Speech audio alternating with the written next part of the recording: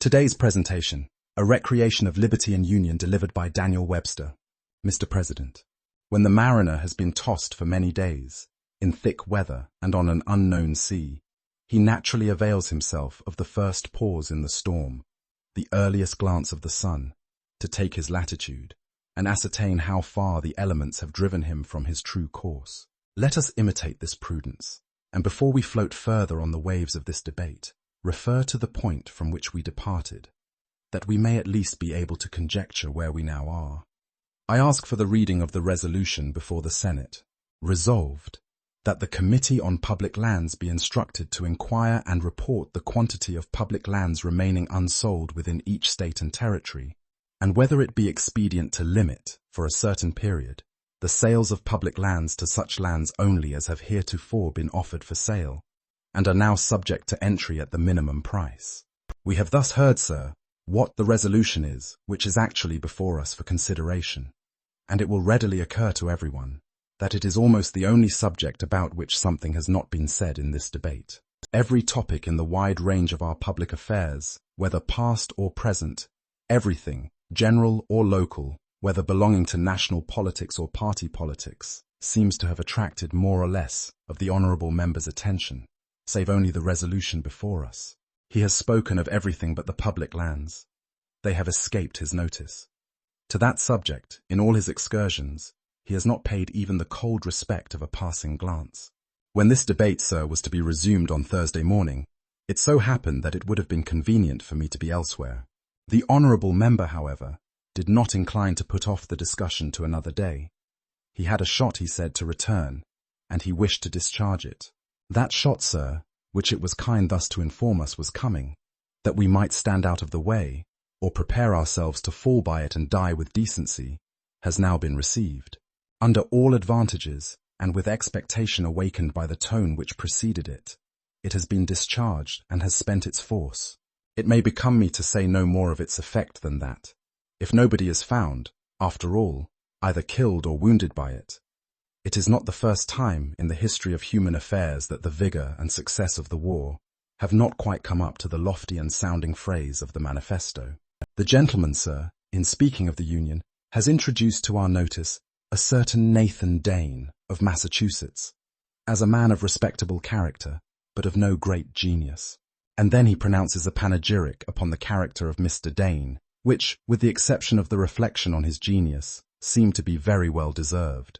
But the gentleman labours to prove that Mr. Dane was greatly indebted to Mr. Nathaniel Macon of North Carolina for the form and provisions of the Ordinance of 1787, that he borrowed from him, or adopted, his ideas of this sort of government. He assures us that Mr. Macon was greatly in advance of Mr. Dane in all this business, and in short, leads us to suppose that if it had not been for Mr. Macon, Mr. Dane would never have been known to the world. I am happy to believe that the gentleman has formed an acquaintance with this celebrated ordinance, and that he knows something of its history. I will take this occasion to remark that the Ordinance of 1787 was drawn by Nathan Dane himself, and not borrowed from anyone. Sir, I doubt whether Mr. Dane had a superior in any political knowledge. His mind was very well formed to encounter new questions, and to devise new means for new and untried circumstances.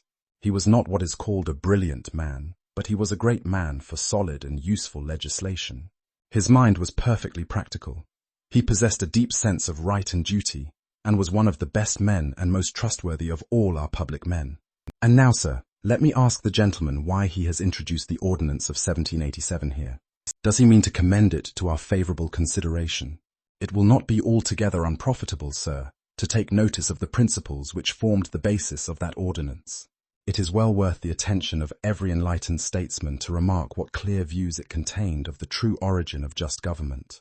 The very first section declares that no person demeaning himself in a peaceable and orderly manner shall ever be molested on account of his mode of worship or religious sentiments in this territory. Another article establishes the right of trial by jury and of the writ of habeas corpus. But these are not the most remarkable provisions of that document. Let us examine another. It is a part of that ordinance that there shall be neither slavery nor involuntary servitude in the said territory, otherwise than in the punishment of crimes whereof the party shall have been duly convicted. Let me now ask the gentleman from South Carolina, On what ground he is ever able to oppose the principles of this ordinance? He who stands up here to defend slavery, who speaks with vehemence about his own feelings and his interests. This, sir, is the key to his whole speech, the motive to the whole argument. And now let me say that I regard his argument as one of the most extraordinary examples of reasoning ever exhibited. He claims that the states must be allowed to act independently, for any restraint upon them is unconstitutional. Let me answer him that his whole argument is a blow to the Constitution itself. The gentleman has spoken with an unusual sense of hostility toward Massachusetts. He has alluded to certain political positions, and the attempt has been made to raise a controversy between Massachusetts and the South. And I shall take leave to say that this, if followed up, must have the effect of weakening and finally dissolving the Union. Liberty and union, now and forever, one and inseparable.